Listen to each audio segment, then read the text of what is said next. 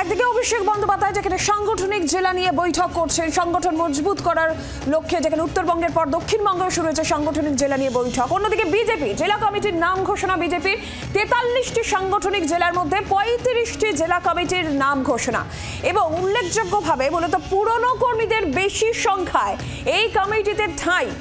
RSS এর নির্দেশ ছিল পুরনো কর্মীদের গুরুত্ব দিতে হবে, পুরনো কর্মীদেরই এই কমিটিতে বেশি সংখ্যায় ঠাঁই দেওয়া হয়েছে। 43টি সাংগঠনিক জেলার মধ্যে 35টি জেলা কমিটির নাম ঘোষণা।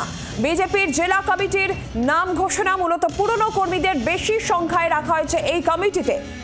যেমনটা নির্দেশ আরএসএস এর ছিল যে পুরনো কর্মীদের গুরুত্ব দিতে হবে এবং এই নতুন জেলা কমিটিতে প্রচুর পুরনো এবং দলের একনিষ্ঠ কর্মীদের আনা হয়েছে। আরো বিস্তারিত বিষয়ে জানাবেন মৌমিতা চক্রবর্তী, রয়েছেন টেলিফোন লাইনে প্রতিনিধি। মৌমিতা, কি খবর রয়েছে? দেখো, শ্রমিক ভট্টাচার্য রাজ্য সভাপতি হওয়ার পর থেকে এই বিষয়টা তিনি স্পষ্ট করেছিলেন যে নতুন পুরনো দুই তরফের কম্বিনেশনেই সমস্ত স্তরে নেতৃত্ব আনা হবে।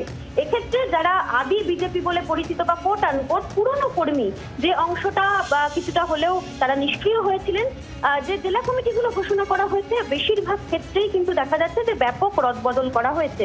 এবং এক্ষেত্রে যেটা ইন্টারেস্টিং, যেটা লক্ষণীয়, অধিকাংশ জেলা কমিটির ক্ষেত্রেই কিন্তু পুরনো আদি কোর বিজেপি নেতৃত্ব হিসেবে যারা পরিচিত, যারা কার্যকর্তা হিসেবে পরিচিত, তাদেরকে অনেক বেশি প্রাধান্য দেওয়া হয়েছে।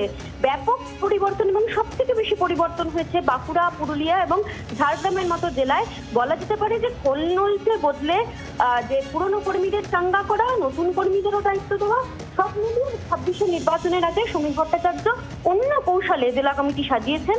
তার নির্দেশ অনুযায়ী সেই অনুযায়ী জেলা কমিটিগুলো ঘোষণা করা হয়েছে বলে সূত্রের খবর। মৌমিতা, ধন্যবাদ।